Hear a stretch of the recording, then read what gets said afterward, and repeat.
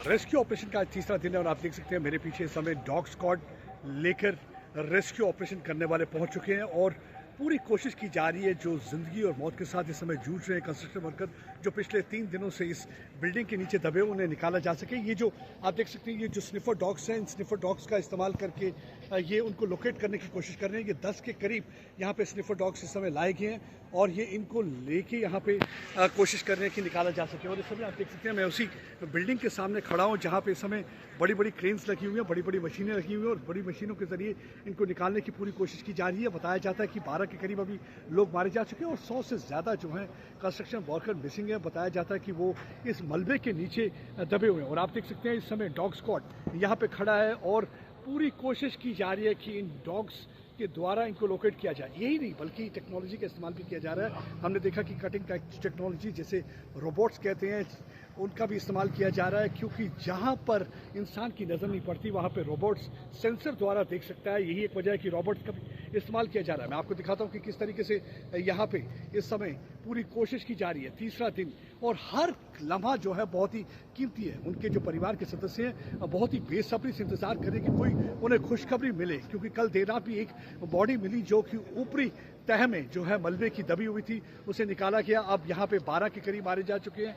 बताया जाता है कि 32 से 35 के करीब जो जख्मी हैं जिन्हें अस्पताल पहुँचाया गया है और कुछ लोग अपने घरों में जा चुके हैं और 100 से ज़्यादा अभी भी मिसिंग है। और यहाँ पे इस समय आप देख सकते हैं कि डॉग स्क्वाड पहुँच चुका है। सुबह का वक्त है और यहाँ पे डॉग स्क्वाड की पूरी कोशिश है कि किसी तरीके से वो जल्दी से जल्दी आपको मैं एक बार फिर से आपको डॉग स्क्वाड की विजुअल्स दिखाता हूँ कि यहाँ पे डॉग स्क्वाड है और ये देखिए किस तरीके से यहाँ की पूरी कोशिश है कि मलबे के नीचे जो लोग दबे हुए हैं उनको निकाला जा सके। ये डिफरेंट ब्रीड के जो डॉग्स हैं, ये कैनाइन स्क्वाड पहुँच चुका है और इस समय 10 से ज़्यादा जो है डॉग्स यहाँ पे हैं और डॉग जो है स्निफर डॉग्स हैं और इनके द्वारा लोकेट किया जा सकता है जो लोग मलबे के अंदर दबे हैं और इस समय पूरी कोशिश की जा रही है। वहीं दूसरी ओर आपको दिखाता हूं कि किस तरीके से क्रेन द्वारा, अब मैं आपको विजुअल दिखाने की कोशिश करूंगा किस तरीके से क्रेन द्वारा ये कोशिश कर रहे हैं। आप देख सकते हैं कि ये जो है क्रेन के द्वारा इस समय देखा जा रहा है कि कैसे लोग वहाँ पे दबे हुए हैं, उनको ढूंढने की पूरी कोशिश की जा रही है, क्योंकि परिवार के सदस्यों की परेशानी लगातार बढ़ती जा रही है। आप मेरे पीछे देख सकते हैं कि क्रेन और ट्रॉली का इस्तेमाल करके मलबे को देखा जा रहा है। हमने देर रात देखा कि ड्रोन्स का भी इस्तेमाल किया गया था, लाइट्स जो थी ड्रोन पे लगी हुई थी और यहाँ पे इस समय आप एक बार फिर से मैं आपको दिखाता हूँ ये डॉग स्क्वाड यहाँ पहुँच चुका है और डॉग स्क्वाड की पूरी कोशिश है कि यहाँ पे किसी तरीके से लोगों की जिंदगियाँ बचाई जाएँ, क्योंकि वो जिंदगियों को ढूंढने के लिए आए हुए हैं। उनके परिवार के सदस्य परेशान हैं। हर लम्हा कीमती, हर मिनट कीमती।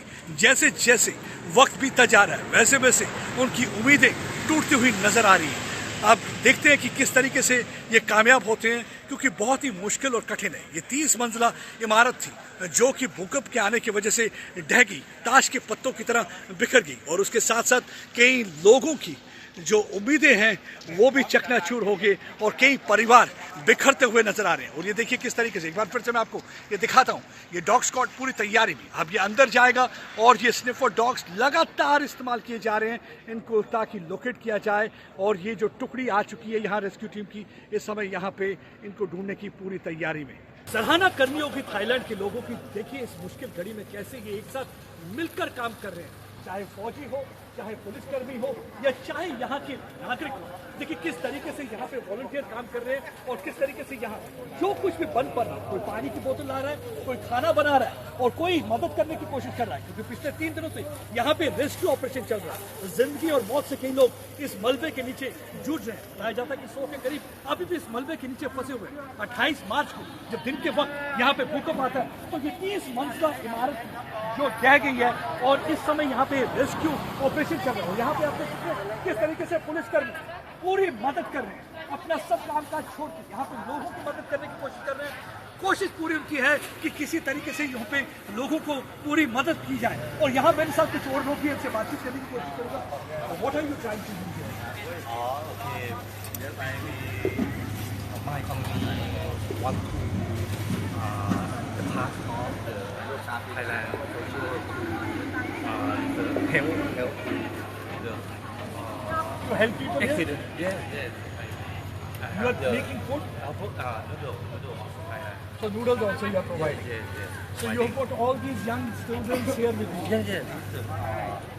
In lunch, we feed to people to eating and देखिए भाषा की जरूर भाषा इनके लफ्जों पे ना चाहिए, लफ्जों की कमी जरूर है, लेकिन इनकी हिम्मत की मिकदार देनी होगी। इनकी हिम्मत, इनकी शदा, इनका इसमें कोई जज्बे में कोई कमी नहीं है। और वो जज्बा कैसे है कि अपनी कम्युनिटी को कैसे इस वक्त सर्व करना है, उनकी मदद कैसे करनी है। आप देख सकते हैं वहाँ पे वो एक यंग लड़कियां हैं, ये स्टूडेंट्स है, कोई यूनिवर्सिटी का स्टूडेंट है, कोई कॉलेज की छात्र है, कोई स्कूल में पढ़ता है, हर कोई अपने हिसाब से यहाँ मदद करने की कोशिश कर रहा है। आप देखिए ना पानी के मौसम, यहाँ भी अगर देखा जाए तो मौसम इस समय काफी ह्यूमिड है, तो ह्यूमिडिटी की वजह से पसीना बहुत आता है, पानी की बहुत जरूरत पड़ती है, किल्लत हो जाती है। और यही एक वजह की लगातार यहाँ पे पानी की सेवा की जा रही है लोगों द्वारा। और देखिए किस तरीके से पुलिस हेल्प कर रही है और जो वॉलंटियर हेल्प कर रही है। जहाँ एक तरफ रेस्क्यू टीम रेस्क्यू में लगी हुई है, पिछले हमने देखा है कि 48 घंटे से भी ज्यादा हो चुके हैं। यहाँ पे स्निफर डॉग की एक यूनिट आ चुकी है, उसके अलावा रोबोट्स का यूज किया जा रहा है, टेक्नोलॉजी का इस्तेमाल किया जा रहा है, ड्रोन का इस्तेमाल किया जा रहा है। जो कुछ भी बन पा रहा है पूरी कोशिश की जा रही है, क्योंकि यहाँ पे उनके परिवार के सदस्य की परेशानी हर मिनट के साथ बढ़ती जा रही है। जैसे जैसे वक्त गुजरता जा रहा है ऐसे ऐसे उनकी परेशानी का आलम भी बढ़ता जा रहा है। हर एक यही दुआ कर रहा है कि जो भी कोई इस मलबे में फंसा है वो जिंदा निकल आए, क्योंकि 100 के करीब बताए जाते हैं कंस्ट्रक्शन वर्कर इस मलबे के अंदर फंसे हुए। आप देख सकते हैं ये छोटी बच्चियां किस तरीके से यहाँ पे नूडल बना रही है, खाना बना रही है। इनकी पूरी कोशिश है कि यहाँ पे लोगों की मदद की जाए, रेस्क्यू टीम की मदद की जाए, फौज की मदद की जाए जो यहाँ पे इस रेस्क्यू कार्य में जुटे हुए हैं। देखिए इनके चेहरे पे कोई शिकन नहीं है, किस तरीके से काम करें। और ये पिछले 3 दिनों से मैं लगातार देख रहा हूँ कि 3 दिनों से इन्होंने यहाँ पे ही रहना शुरू कर दिया है। ना ये घर जाते हैं, ना ये सोते हैं, बस यही खाना बनाते हैं, यही लोगों की मदद करते हैं, क्योंकि इन्होंने एक कैंप बना दिया यहाँ। और गाड़ी में कई लोग आपको सोते हुए नजर आएंगे। और मैं आपको जहाँ भी आप नजर दौड़ाएंगे सिर्फ इन यंग वॉलंटियर्स को देखेंगे, और ये यंग वॉलंटियर्स यहाँ पे लोगों की मदद करते हुए नजर आते हैं। और चेहरे पर इनके बिल्कुल भी आपको शिकन नजर नहीं आएगी। और देखिए मुस्कुराते चेहरों से पसीना जरूर टपक रहा है इनके माथे पर से, लेकिन चेहरे पर शिकन नहीं है, क्योंकि इनको मालूम है कि यही वक्त है जब सबको साथ मिलकर काम करना होगा, अपनी कम्युनिटी की मदद करनी होगी। चाहे म्यांमार की बात करें या चाहे थाईलैंड की बात करें। म्यांमार में हालांकि हमने देखा है 1600 से ज्यादा लोग मारे गए और ये नंबर जो है बढ़ता जा रहा है। और यहाँ की बात करें तो 12 शव अभी तक इस बिल्डिंग से निकल आए हैं, लेकिन बताया जाता है कि 100 से ज्यादा अभी भी इस मलबे में दबे हुए हैं। हर कोई यही आस लगाए बैठा है कि कोई अच्छी खबर सुनने को मिले। इस समय मैं बैंकॉक के चाटुचक मार्केट में हूँ। इसे संडे मार्केट कहा जाता है और यहाँ पे आप किसी भी वक्त आएंगे तो पाँव रखने की जगह तक नहीं मिलती। लेकिन आज आप देख सकते हैं कि भूकंप का असर कितना है। यहाँ पे आपको कुछ ही सैलानी नजर आएंगे, क्योंकि पर्यटकों में काफ़ी मशहूर है ये मार्केट। बड़ी तादाद में यहाँ पे लोग आते हैं और यहाँ पे साजो सामान खरीदते हैं, और यहाँ पे शॉपिंग करने के बाद उनके चेहरों पे एक अलग सी मुस्कान आ जाती है। लेकिन आज आप देखेंगे कि बहुत कम आपको यहाँ पे पर्यटक नजर आएंगे, बहुत कम सैलानी नजर आएंगे। उसकी वजह यह है कि जब 28 मार्च को भूकंप आया उसके बाद यहाँ की एक दहशत का माहौल हो गया, क्योंकि पास ही में कुछ ही मीटर की दूरी पर एक बिल्डिंग है। जो बिल्डिंग 30 मंजिला इमारत थी वो ताश के पत्तों की तरह ढह गई, और उसके बाद यहाँ पे घर तो गुबार नजर आया, लोग भागते दौड़ते हुए नजर आए। हालांकि यहाँ पे बाकी जो थाईलैंड का इलाका है वहाँ पे सैलानी घूम रहे हैं, लाइफ एक बार फिर से नॉर्मल होती हुई नजर आ रही है। लेकिन इस स्ट्रीट को अभी भी बंद रखा गया है, क्योंकि यहाँ पे रेस्क्यू ऑपरेशन चल रहा है। रेस्क्यू ऑपरेशन बताया जाता है कि 100 के करीब जो जिंदगी है उनको ढूंढने की तलाश जो जारी है। 3 दिन हो चुके ऑपरेशन के। और आप ये एक बार फिर से मैं आपको दिखाता हूँ, आप ये मार्केट को जरा ध्यान से देखिए। आप इस मार्केट को देखेंगे इस समय आपको बिल्कुल खाली नजर आएगा।